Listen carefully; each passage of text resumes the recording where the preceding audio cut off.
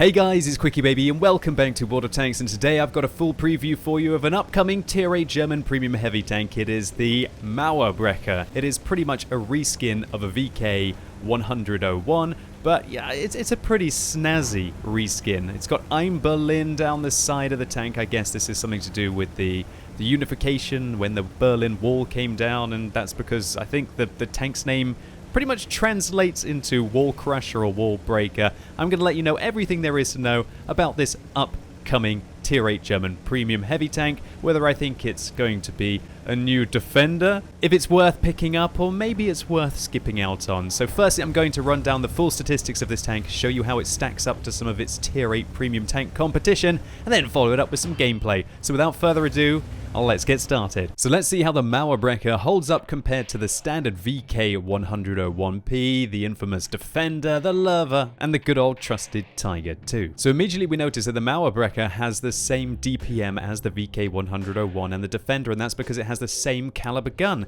although its caliber of gun is 128mm, which is slightly larger than that of the Soviet 122mm. Wargaming seems to have balanced it out with exactly the same rate of fire and exactly the same alpha damage, which is 440, which is very impressive, meaning that you don't even really have to hit many shots in a battle to do a decent amount of damage and make a lot of credits, which is probably one of the reasons why the Defender is infamous. But unfortunately, the Mauer gets just 5mm less penetration than Defender, 14 less than the Lerva, and 5 less than the Tiger 2. Furthermore, it should be noted that the shell velocity on this 128mm is not exactly great with its armor-piercing rounds at 810, which can feel quite challenging to snipe accurately at fast-moving targets, and even with APCR this barely goes up above 1,000, whereas other tanks are starting to push 1,250. And so this means that the Mauerbrecher might struggle sniping at mid to long ranges, especially compared to something like a Lerva or a Tiger 2. Now onto the gun handling, and this is where this large caliber gun really shines. 2.7 seconds aim time and 0.4 accuracy, massively better than the Defender, and while its aim time is a little better than the Lerva, it's worse than the Tiger 2, and the tank can't compete with the other two German vehicles' accuracy at 0.33 and 0.31 on the Tiger 2. Furthermore, meaning that the Mauerbrecher just really isn't designed to snipe. And look at the dispersion values as well. The worst when moving, the worst when turning the turret. That's massively worse.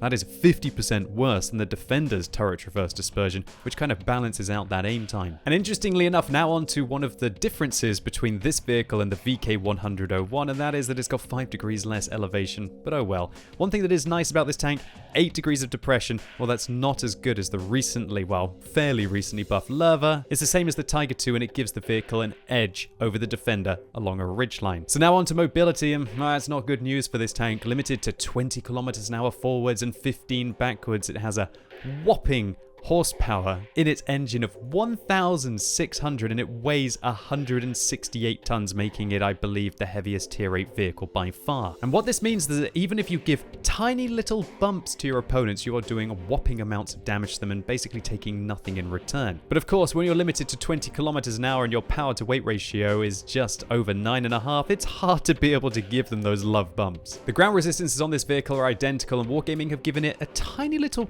bit better tank traverse than the VK 100-01, although this is pretty much only to balance out the slight power to weight issue that the vehicle has. So clearly the Mauerbrecher really isn't going to be the most mobile of vehicles, but it isn't a disaster, because its decent ground resistances will pretty much give it the same kind of mobility as the Lerva and the Tiger 2 up until that 20 kilometers an hour speed limit. And the fact that this tank takes so darn long to turn around, it's going to take you 20 seconds to turn the vehicle around completely in a 360, or 10 seconds to probably do a 180, which is more relevant. It can be immensely frustrating to just not be able to turn the tank around to be able to angle your armor, as we're going to be getting onto now. Boy, does this thing have some armor. 180mm at the front, 130 at the side, and 100 at the back. While its turret is 230mm thick at the front, 160 at the side, and 100 at the rear. But does it have it all over? That's one of the most important things to question. So the lower plate 130, the upper plate 180, but oh wow, Wargaming's put in a weak point on the machine gun port of 140mm thick. And so this means that when we go into the live mode here, well, you're going to be bouncing off the upper plate as it's 320mm of effective armor angled like this. this machine gun port is penetratable by pretty much everything that's going to be shooting it. Even tier 6 vehicles are going to have a good chance of going through this, especially with their premium rounds. And if you turn the vehicle to the other side, well, of course, because it's a machine gun port and it's spherical, you're going to have a nice, easy penetration shot from every single angle. Now, how about the lower plate on this tank? Well, it's 175 millimeters, 180 when the vehicle isn't angling at all. So it's going to be very tricky for tier 6s and tier 7s to have any hope of penetrating this thing frontally without the use of premium rounds. But luckily, if they do manage to get the side at this kind of an angle, then they're going to be able to go through it. And if you get the rear of this tank, well, it's not very thick at all, 100 millimeters, everything's going to be going through that. One slightly annoying thing about this vehicle as well is this gigantic tower on top of the tank. It's 150 millimeters thick, and so that's quite easy to penetrate from pretty much all angles on the tank. So if we compare this to the VK 100-01, for example, we immediately notice that the lower plate is pretty much the same as the Mauerbrecher, maybe just a touch stronger, and the upper plate pretty much looks identical. But of course, the VK100 doesn't have that big weak point on front of the tank. So how about comparing the weak point on top? Wow, on the VK100 it is 220 millimeters thick on the front. That's enough to bounce all tier 6s, tier 7s, and most tier 8s 50% of the time, whereas with the Mauerbrecher, they're going to be going through pretty much every single time. One thing that's interesting as well with the VK is that you've got these awesome turret cheeks. They're very, very hard to hit this 230 millimeter plate here, because if you hit above and below it, you're going to have to go through something that is very well angled indeed. Whereas on the Mauerbrecher, we can see that the cheeks are 230, but a much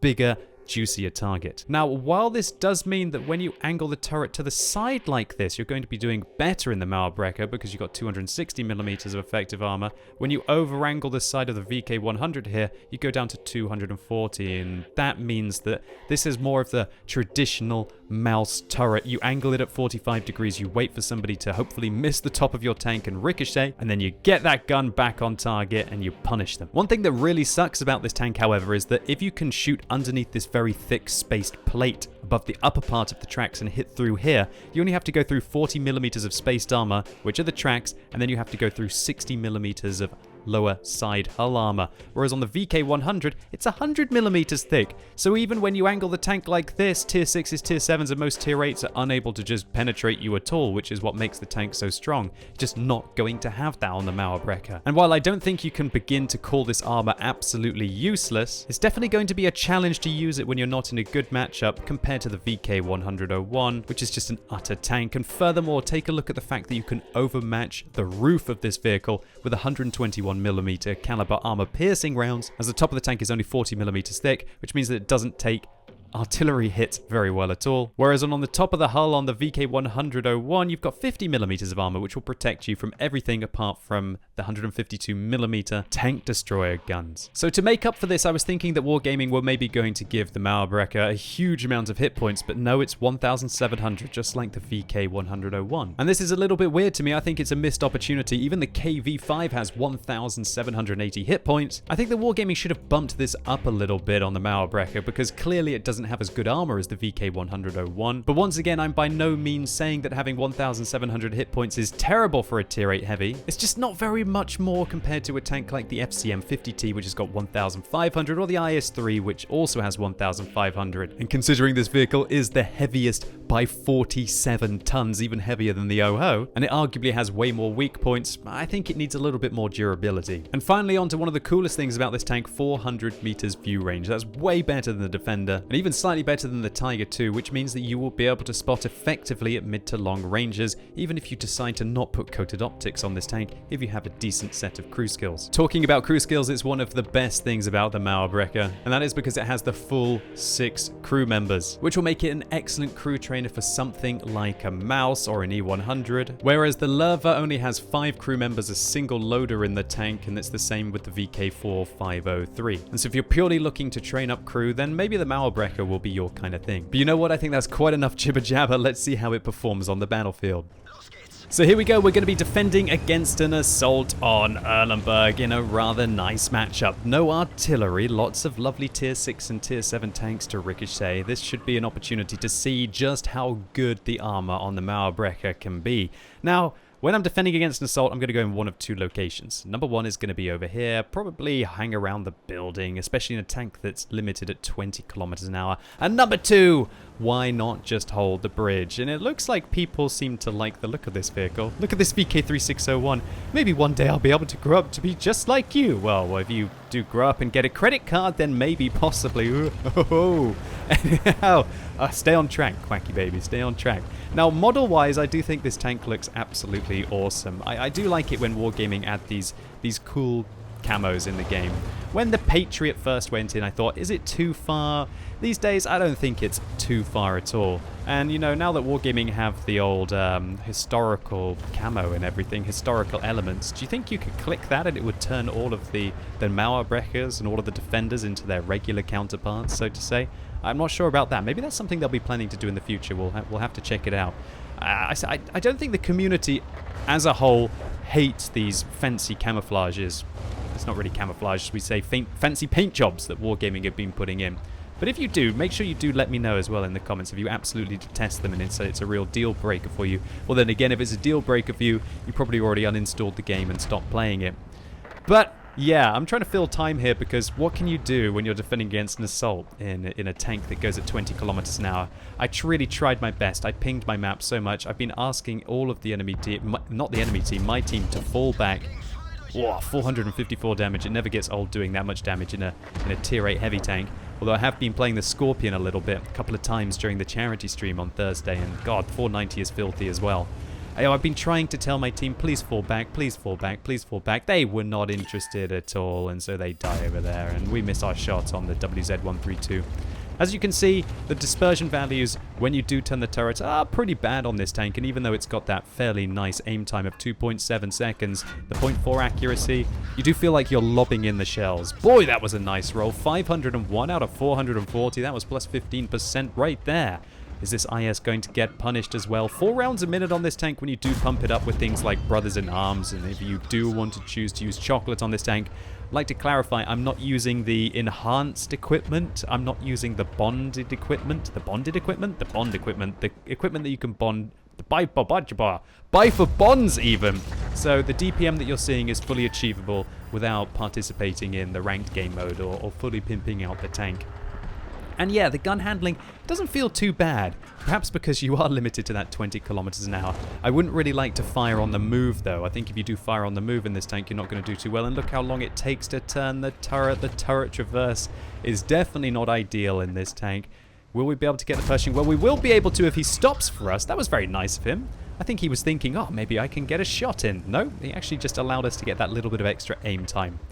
So we're actually holding the bridge here fairly well. I'm just hoping that my team can still hold the south, but unfortunately it looks like the FCM 50T in support of the T-3485M and that 5916 have breached the middle, and I can't hold all of the bridges at the same time. If only there was only one bridge across this map, then maybe we could do something here. So they're going to be coming around, and right now all I'm thinking is try and hold on for as long as I possibly can. Try and put in as many shots as I can, you know, lose gracefully. So I'm looking to the left there to make sure that I don't get shot in the side, and you can see that if you do keep your armor like this at mid to long ranges, if they're unable to hit those weak points on front of your tank or on the top of your tank, you can do exceptionally well. So the Pershing actually tracks me there, which is very frustrating. I decide to not use my repair kit because I don't really feel that I need to right now. I put one into the WZ-132 and then I reverse to try and get myself into a position to get the Pershing.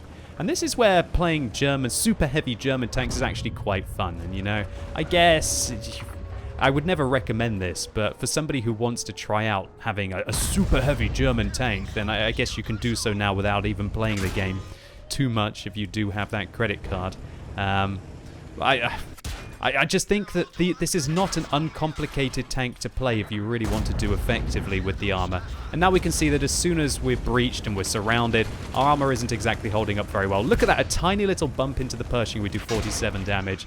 The SU-152 goes through my side. Who do I want to prioritize to kill right now? Well, him. I'm trying to basically angle my tank as much as possible. I'm angling for the FCM-50T. Now I'm going to try and angle for the Pershing. You see that, oh, it's just a little too slow to be able to stop everything. Yeah, and we go down. So yeah, what to say here? Well, when you've got 1,700 DPM, you're not able to kill everything super quickly like you could in maybe a Carnarvon or a Patriot. And as soon as the enemies do get your flank, then your armor really will fall apart. But if you can keep them frontally and you have a few support tanks, and maybe if you spawn on the side of a team that isn't going to decide to rush west on Erlenberg and all die there without killing anything, then maybe you're going to be able to achieve something. So that was a short one. It wasn't so sweet with the ending. Let's have another look at how this tank performs, this time on mines. Just going to speed it up a little bit here as we make our way into position. So when I'm playing on mines, I'm thinking, okay, do I want to either go east or do I want to go center? And if there was lots of artillery, I would probably make my way towards the east, because then you can use the mound in the center of mines to be able to protect yourself from their trajectory. However, because there's no artillery, I do feel quite comfortable just making my way into the middle. Especially so considering there aren't many tank destroyers on the enemy team. If there were lots of tank destroyers, they'll be sitting where that Oni is, and then they'll be able to get shots into you. Oh, big mistake. AMX looks like we're able to overmatch the lower plate there, as it was exceptionally well angled. And yeah, when you're using 128mm, you are going to be overmatching all plates that are 42mm thick with this tank. Not too shabby, although I don't think that there are many plates which are 41 or 42mm thick. Every little helps, right?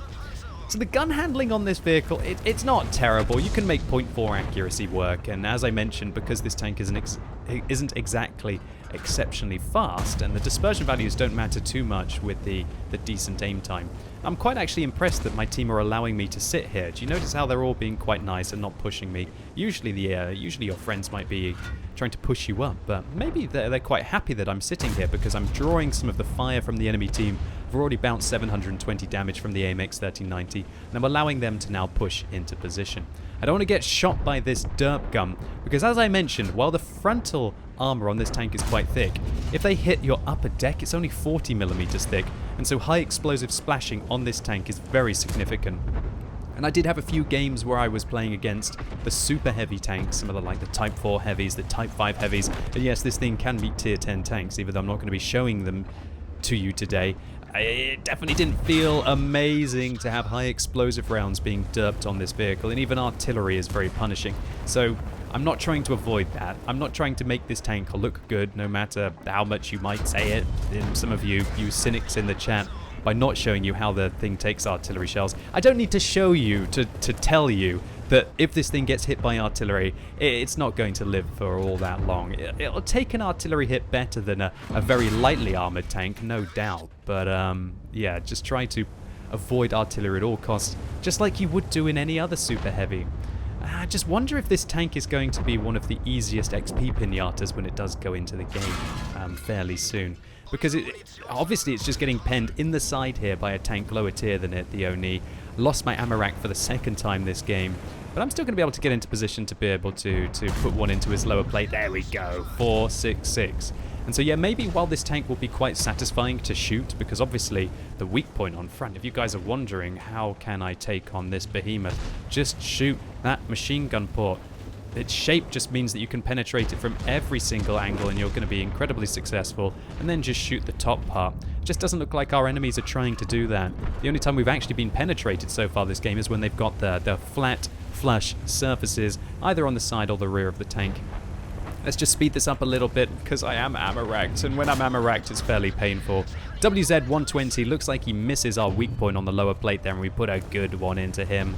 Just speed it up a little bit between the reloads again. Come on, we can get another shot in, can we? Oh, a Tiger. Nice. Oh, lovely. 462. Now up to 3,355 damage. And at these kind of ranges, this tank is actually rather nice. Every time I've had a successful game in the Mauerbrecher, it's been where I've been able to shoot people at mid to long ranges where your armor counts for more. They can't shoot your weak points accurately. I mean, sometimes they're going to randomly hit it. But unless they've got a laser pointer, like you're getting shot by something like a Stritzfang 103B, it is still quite tricky to hit the top of the vehicle and also the machine gun port. And so as long as you keep moving forwards and backwards, you should be alright. Now the Tiger, oh, mistake, punished, 415 damage dealt to him. And right now I'm being a little bit greedy. I'm just thinking, oh, can I get forwards and mop up some more? I want as much experience as I can get. I want as many credits as I can get. All the crew training. You want to be aggressive at this stage of the game in your premium tanks. But now I'm going to show you that, yeah, okay, there's a high explosive round, 326 from an Oni. That's not exactly a gigantic gun that hit us. That's kind of a KV2 gun. And now we get caught right out in the open. And look where this sneaky tier 8 Chinese premium tank was. He was sitting right there. Nice ambush, buddy. Nice ambush. He shuts us down. But luckily for me, my team go on to win this one. So while unfortunately I can't upload these replays onto the WOT Replays website, I guess because they're still under NDA, luckily I did take screenshots at least of the first game, where we got a high caliber and we got a cool-headed medal for ricocheting and dealing 4,498 damage, and yeah, we just didn't have a team at all apart from that M4190. And I was a little disappointed here because all I needed was about 3 or 4 tanks to just stay alive and to give me time to be able to take them out one by one. And the 4,375 damage that we blocked, 28 hits received and only 8 pens, and it was only really when they got into close quarters combat and flanked us with aggressive plays from that Pershing that we were taken out. We didn't even use a premium account this game, and we still made 72,000 credits profit. It would have been 114 with a premium account. And that's because this thing has a really cheap shell cost. 1,070 is not a lot to pay for 440 damage with decent penetration.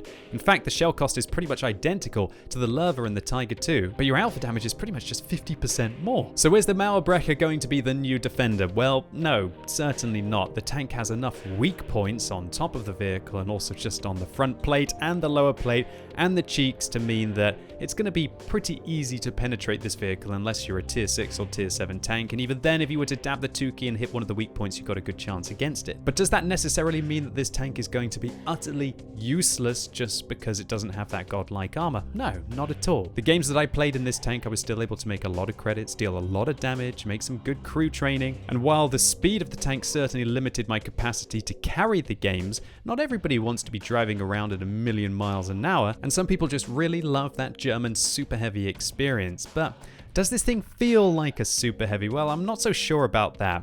And I'm kind of split. I'm of a split opinion about this tank. Number one, I think that it looks absolutely awesome. I like the idea of, the one Berlin and the idea that the vehicle is literally the wall breaker. And I also like the fact that it's pretty much just a slightly worse VK101 because I think that is a good premium policy, and I think that it's one that wargaming should follow in the future. Premium tanks should basically be regular tanks that are just slightly worse, and this is a perfect example of that. And I guess just the real shame is that everybody's going to expect the next premium tank to stack up to something like a Defender. And when you think about it, it's very tempting for wargaming to just release more powerful and more powerful premium tanks, but if they do that, they're just going to kill their game, and it will make a quick buck now, but it's not going to last in the future. So props to wargaming for releasing this tank, at least I feel, in a decent, balanced fashion. But there are a couple of things about this tank that I think that wargaming could have done to perhaps make it a little bit more novel and not just make it a copy of the VK101. Firstly, the caliber of the gun. It's 128mm. Considering there are many other aspects about the tank that are worse than the VK, perhaps we could have had 490 alpha damage on this vehicle and lost some aim time, lost some accuracy, perhaps lost some rate of fire. Might have made the tank just feel a little bit more special. And secondly, I think that the hit points of this vehicle are a little too low as well. The fact that it's got 1,700, it's really not that much more than some of the very small, even lighter armored vehicles that have got 1,500 hit points, and even a KV5 has got more hit points than this. I think you could probably safely bump up the hit points of this tank to at least 1,800.